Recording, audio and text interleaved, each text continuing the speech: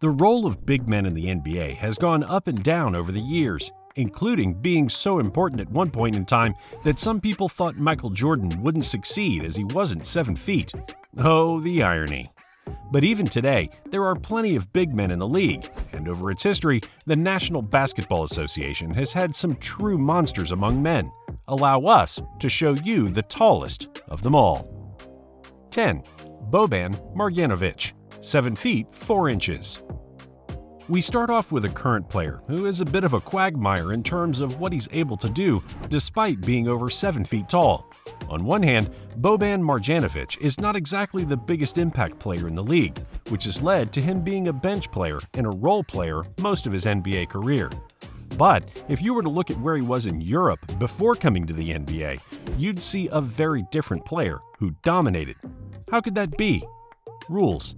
Specifically, the NBA has rules against just staying in one place, specifically in the paint, and thus Boban has to go and chase after players, which makes him not the best defender ever.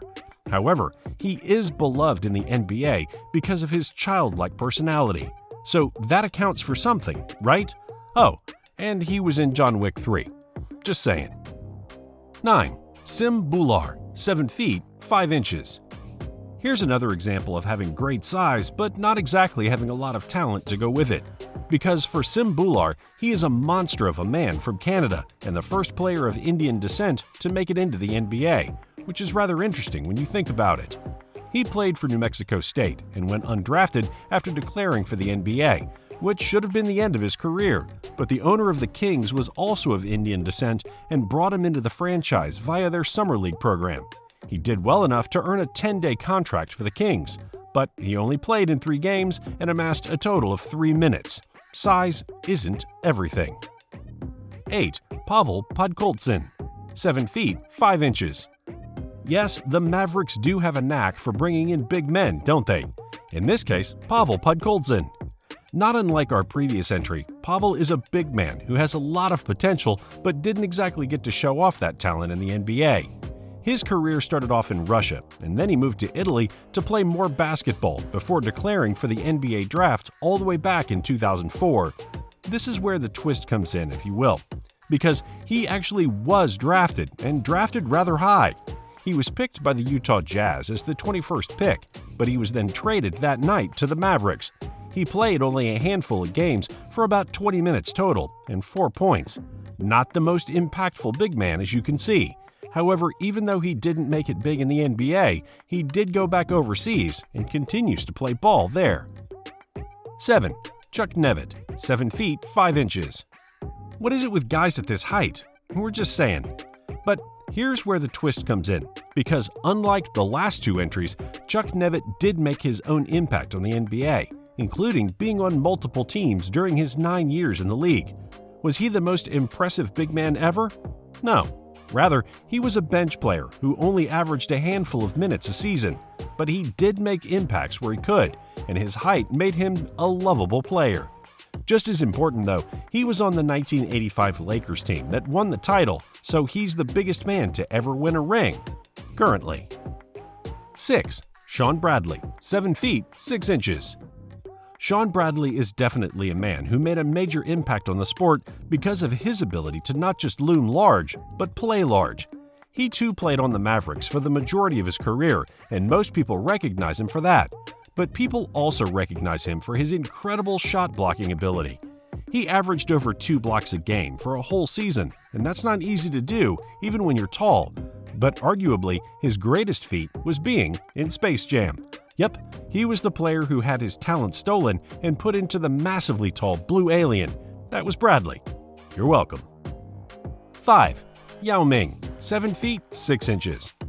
Easily one of the most recognizable big men in NBA history, Yao Ming was more than just a major player on the Houston Rockets for the entirety of his career. Yao is a cultural icon.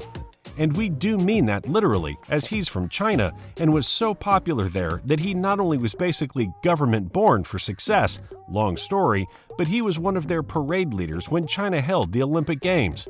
But just as important, when he was able to be on the court, he was dominant with skills other big men didn't have. The only caveat, though, was that he was injury-prone, and that hurt him bad. But he did bounce back by becoming an ambassador to the game, and he was inducted into the NBA Hall of Fame in 2016, the only big man on this list to have that honor. 4. Slavko Varnish, 7 feet 6 inches. Slavko Varnish is a Mountain Agron basketball player who had a long-lasting basketball career that stretched over 20 years. With his height of 7'6", it's easy to conclude why he started a professional career at the age of 7 when he signed with Turkish Efes Pilsen. With the emergence of Yao Ming, who got drafted the year before, the Knicks rolled the dice on it and drafted him with the 39th overall pick in the 2003 NBA Draft. They soon realized he's not Yao, and Varnish didn't end up playing a single minute for the Knickerbockers as they waived him at the middle of the season. After he cleared waivers, the Trailblazers had signed him to a 10-day deal. He got the opportunity to play in one game for them for a total of 3 whole minutes. In case you were wondering, he didn't score, but due to his height, he scored a place on our list. Number 3. Taco Fall, 7 feet 6 inches. Taco is not only a great name, but one of the most fan-beloved players in the NBA right now. He's so beloved that fans voting for the NBA All-Star Game had him in the starting roster, which is ironic because he wasn't drafted and he earned his spot on the Boston Celtics via playing in the Summer League. For the record, no, he didn't make the All-Star Game for reasons. Still, fans love this guy, and when he isn't playing, fans chant his name so that he'll get playing time.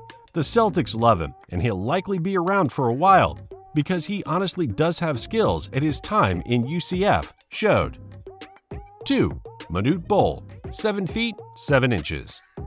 If it wasn't for Yao, Manute Bol would be the most famous big man in NBA history, period.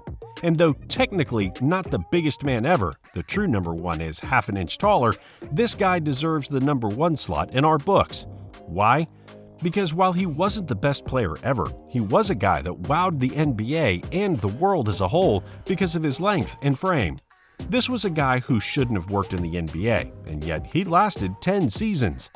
He was also one of the greatest shot blockers to ever play the game, even ending his 10-year career with more blocks than points. That's saying something. Plus, during and after his time in the league, he used his fame to raise money for his home of South Sudan, making him not just a lovable player, but a great humanitarian. 1. George Murison, 7 feet 7.5 inches. When you're tall enough to peek over bathroom stalls, the chances are that you'll become either an NBA player or make people really uncomfortable from time to time. George Murison did both. Chris Webber told this bathroom prank story when he was Amir Asante, made in Washington, and described George as one of the funniest teammates. A Romanian center born in Transylvania didn't project to be tall as his mother was 5'7" and his father was just 5'9". Because of a condition with his pituitary gland, young George kept on growing until finally got to 7'7", which made him the tallest NBA player ever, along with Manute Bol, who was even his teammate for a short stint. Pretty awkward when he first came to the league at the age of 22. URI's didn't get much playing time in the first 2 seasons. However, when he became a permanent starter in his 3rd year, George turned into a solid contributor, averaging 14.5 points, 9.6 rebounds, and 2.3 blocks. While leading the league in field goal percentage, this earned him the award for the most improved player in 1996. There you go, everyone. A look at the various people in NBA history who have been taller than everyone else. Do you remember all of these big men from the NBA's history? Which of them do you think was the best big man of all? Do you think that there will be anyone coming in the upcoming drafts that might be able to change the game? This is all about the tallest NBA players of all time.